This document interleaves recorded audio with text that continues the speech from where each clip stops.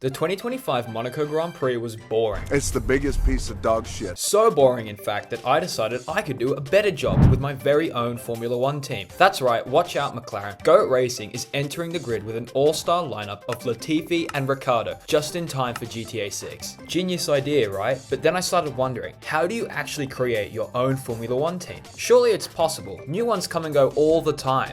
So why not me? Well, that's exactly what we're diving into today. No glazing, no ranking, just a concrete method to get your very own Formula One team onto the grid. I'll start by covering how to enter the championship and then what you actually need to run a team. To close out the video, I'll go over some historical examples of who got it right and who didn't cook at all. But that's all I got for the intro today. Wait, never mind, I lied. About 0% of you are subscribed, so help out your boy. Okay, now I'm done. Let's get right into this 5-minute crafts on how to build your own F1 team. Rightio, so without crushing any of your dreams, I've got some bad news. Entering the Formula One Championship isn't as simple as rocking up to the FIA with some PowerPoint presentation explaining why you'd be a great addition. It is much worse than that. In fact, since the beginning of 2025, the FIA has implemented their all-new and unimproved application procedure, disaster-minded by Mohammed Ben Salim, otherwise known as public enemy number 1 in the F1 paddock. To highlight the absurdity of this process, why don't we submit the application of Goat Racing together? Step 1. We need to cough up $200 million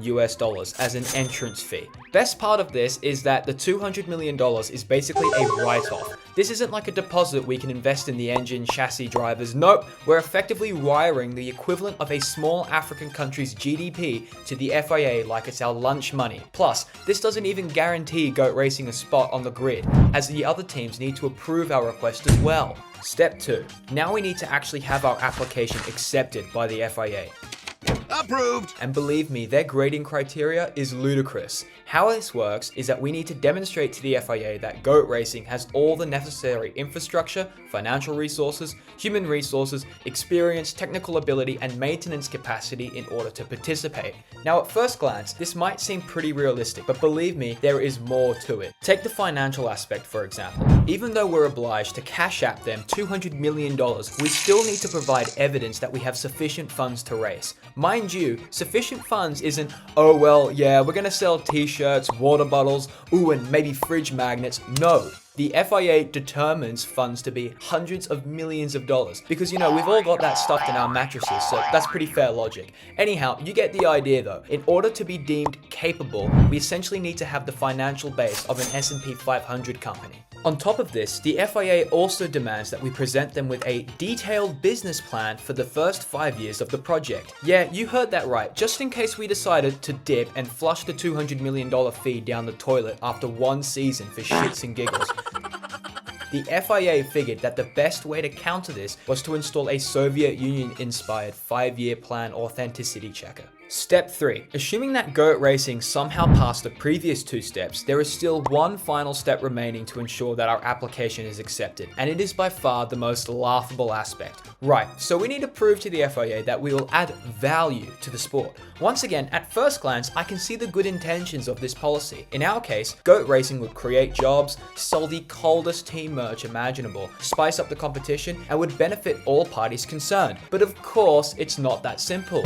You'd think that the FIA would measure this criteria on how we add value to the sport, which is motor racing. However, you'd be mistaken. Nope, come on guys, it is big 2025. The FIA wants us to explain how Goat Racing would, and I quote, set out how we would meet the FIA's sustainability benchmarks and how we would make a positive societal impact through sport. Bruh, I've ranted about this before, so I'll keep it short, but are you kidding me? The 20 F1 cars are not the problem here. Lock in and fix the calendar, and I promise you, F1 would become 10,000% more carbon friendly overnight. Like, I don't care if the event organizers don't like that date.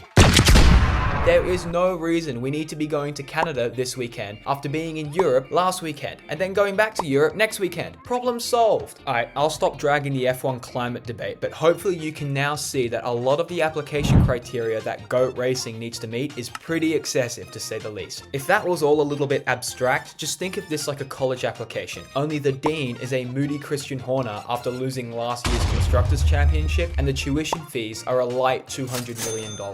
Okay, but that's everything you need to know about the main application. So for the sake of the video, let's assume we gaslit the FIA and the other 10 teams into letting GOAT Racing enter the Constructors' Championship. So now what? Well, here's what we need to actually do to enter our first F1 race, and more importantly, how we make sure that we stay on the grid. Whilst it may seem obvious, the initial requirement that we'll have to meet is to build an actual F1 car that complies with all of the FIA's technical and safety requirements. So this means that we've got to design a chassis, source a power unit, stack up our wind tunnel hours, the whole package. However, this isn't just some canvas assignment that we can wing. Everything needs to meet the FIA's guidelines to the millimeter, otherwise GOAT Racing gets cancelled. I'm simply here to apologize. In saying this, not all prospective teams actually need to build their entire car. Technically. This is because new entrants are pretty much faced with two options: to either become a full-on constructor or enter as a customer team that buys parts from existing teams. Pledge and approved! To put this into context, think of the so-called work teams such as Ferrari or Mercedes to have full inventories, whereas customer teams such as Haas or McLaren would rather go on side quests and simply spend millions of dollars to copy other teams' homework. In our situation, GOAT Racing will be a works team, powered by denial and fueled by a delusion. Now that our car meets all of the FIA's regulatory criteria, we're going to have to construct the actual foundation of our team, which is the workforce. So this is sort of a grey area in the process of joining the grid, in the sense that according to the FIA's guidelines, our team must have a relevant staff headcount / experience. So this could translate to anything from a 3-man aero design team I hired with $100 on Fiverr, or poaching the aero god Adrian Newey himself for a few $100 million. Spoiler alert, I'm sure you've realized by now that cash is king in F1. If that's news to you, go watch my nepotism video. Point being, most teams seem to hire what they can afford. Some smaller teams like Haas will have some 500 employees in comparison to the 1,000 or so that Red Bull Racing employs. Anyway, the final thing that we need to figure out before we're eligible for our first F1 race is the logistics, because at the end of the day, F1 is more of a trade war rather than a simple form of motorsport. What do I mean by this? Each team is responsible for dragging 50 tons of their shit to 21 different countries. Now, even though F1 and DHL may provide what they call a framework for many of the intercontinental races, the teams still carry the majority of the financial burden to ensure that their stuff isn't dropped out of a cargo hold over the Pacific Ocean. Building on this, GOAT Racing also needs a fleet of trucks for all the European races, which further burns a hole in our pockets. But not to worry, as I'm sure Michael Latifi would be more than happy to invest in the goodwill of his son's F1 career. Right, but now that we've sorted out the logistics, staff, and built ourselves an actual F1 car, we're finally ready to race. Keep in mind though, there's no guarantee that GOAT Racing will stay on the grid.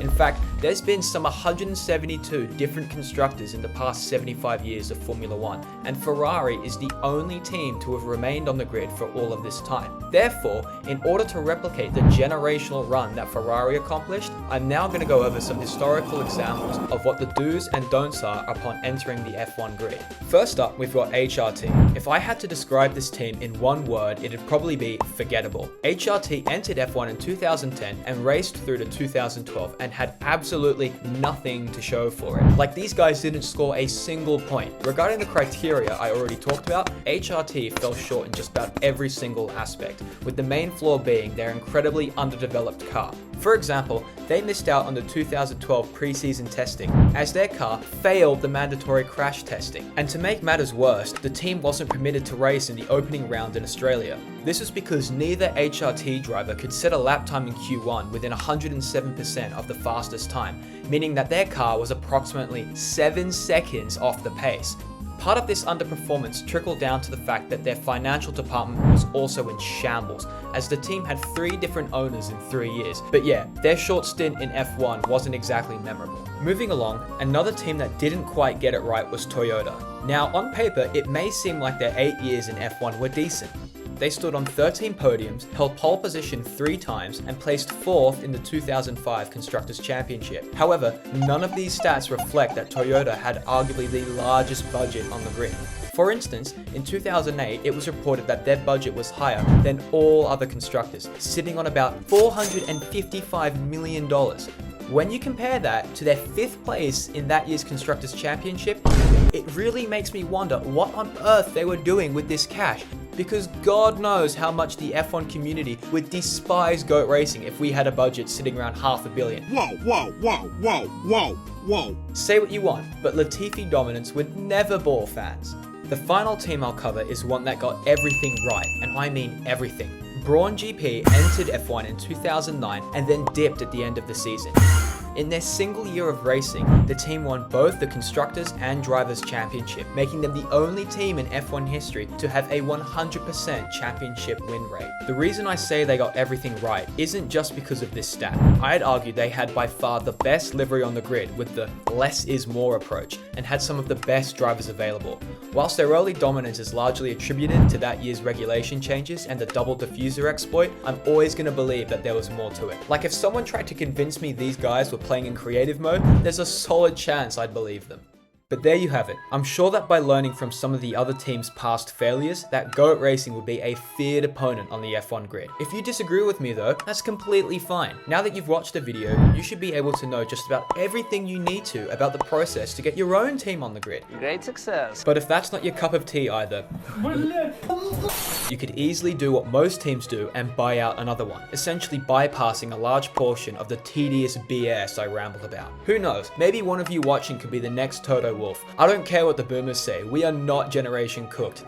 Keep yapping, man. There's definitely a future F1 team principal out there who's an avid F1 Yapathon viewer. Also, let's be real, if you're still watching, you definitely enjoyed, so help me out by liking this video and subscribing. That'd be very cool. Oh, and be sure to check out the Discord server. I'm gonna try and include your ideas in future videos. In fact, I was originally going to in this video, but we got some interesting team name submissions to say the least. So I opted not to get taken off YouTube and went with GOAT Racing instead. Anyhow, that's all I got for today. Thanks again for watching. Cheers, guys. We're going to win so much, you may even get tired of winning. And you'll say, please, it's too much winning. We can't take it anymore. Mr. President, it's too much. And I'll say, no, it isn't. We have to keep winning. We have to win more.